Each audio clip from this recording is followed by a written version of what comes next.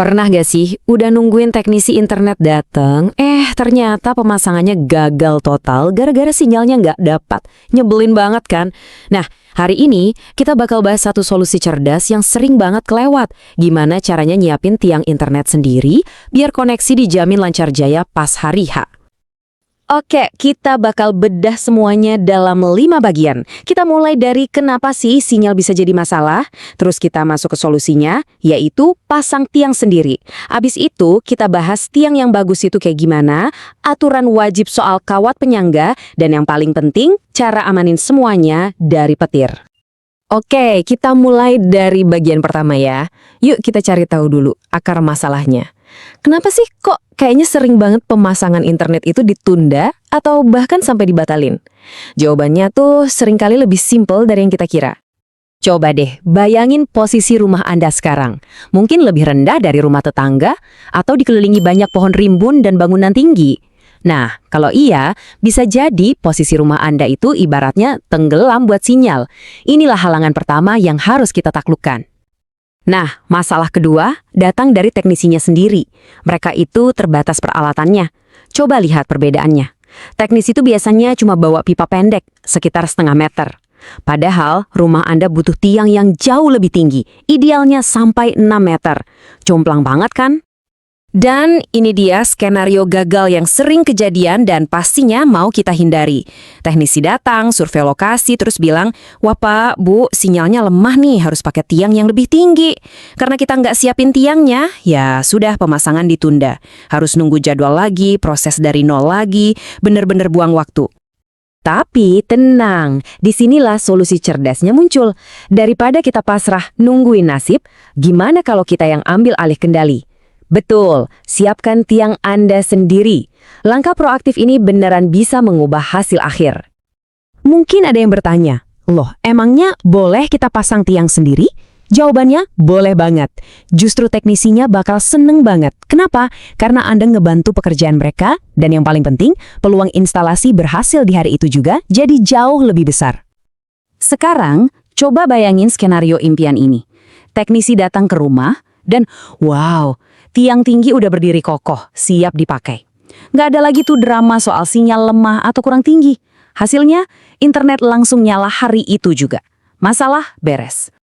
Oke, karena kita udah semangat mau pasang tiang sendiri, jangan sampai salah langkah ya. Ada spesifikasi penting yang harus kita ikutin, biar usaha kita nggak sia-sia. Yuk kita lihat detail teknisnya. Simpel aja kok, ada 3 hal utama. Pertama, jenisnya. Wajib pakai pipa besi galvanis. Ini biar tiangnya ngegampang karatan. Kedua, diameternya. Cari yang ukuran 1 inch atau 1/4 inch. Ini ukuran pas biar tiangnya kuat nggak melengkung dan klem alatnya juga muat. Terakhir, tingginya. Patokannya adalah 6 meter. Ini udah standar buat ngelewatin sebagian besar halangan. Nah, ini juga penting banget buat dicatat. Hal-hal yang harus dihindari. Jangan sekali-kali pakai bambu atau kayu, karena cepat lapuk. Pipa yang terlalu kecil juga jangan, nanti gampang melengkung kena angin. Kalau terlalu besar, wah klaim dari teknisinya malah nggak bakal muat. Dan kalau bisa, jangan menyambung pipa, karena sambungan itu bisa jadi titik paling lemah. Oke, tiang yang tepat udah siap. Tapi tunggu dulu, ada satu rahasia lagi nih buat dapat sinyal yang stabil banget. Dan ini sering banget dilewatin orang. Ini adalah aturan wajib yang nggak bisa ditawar. Pasang kawat seling. Pernah kan ngerasain lagi asik-asiknya streaming film atau lagi meeting penting, koneksinya putus nyambung. Nah, gangguan yang bikin kesel itu, dalam dunia jaringan ada istilahnya, namanya jitter.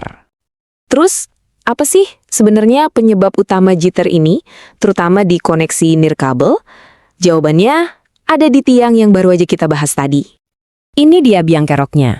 Tiang besi setinggi 6 meter itu sekokoh apapun kelihatannya, pasti akan tetap bergoyang, walau cuma sedikit kalau kena angin.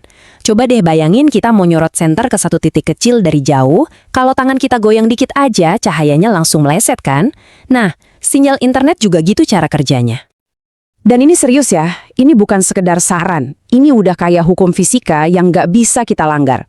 Kalau mau sinyal stabil, tiang internet itu hukumnya wajib kaku dan nggak boleh goyang sama sekali. Titik. Solusinya gampang banget tapi super efektif.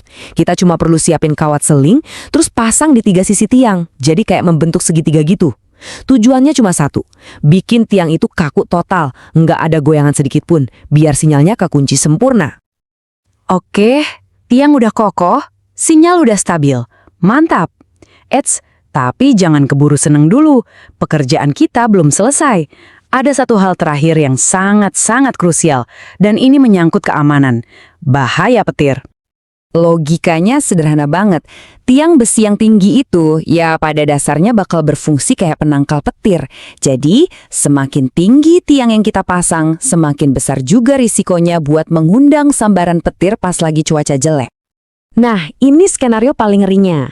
Kalau sampai tiang kita disambar petir dan kita nggak pasang pengaman, arus listrik raksasa dari petir itu bisa lari lewat kabel, masuk ke dalam rumah, dan ya, bisa meledakkan modem, router, atau apapun yang nyambung ke listrik.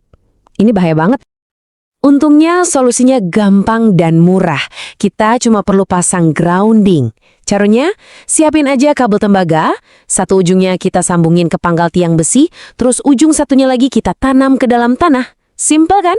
Jadi kalau ada petir nyambar, listriknya langsung dibuang ke bumi, bukan lari ke rumah kita. Jadi, kalau semua persiapan tadi kita jalankan, ini dia hasil manisnya. Survei dijamin lolos, teknisinya senang karena kerjaannya gampang, internet kita jadi super stabil, dan yang paling keren, pemasangan bisa selesai hari itu juga. Nggak ada lagi cerita penundaan. Nah, sekarang semua rahasianya udah kita bongkar. Jadi pertanyaannya, Anda siap buat ambil inisiatif dan punya koneksi internet stabil yang selama ini diidam-idamkan? Kuncinya sekarang ada di tangan Anda.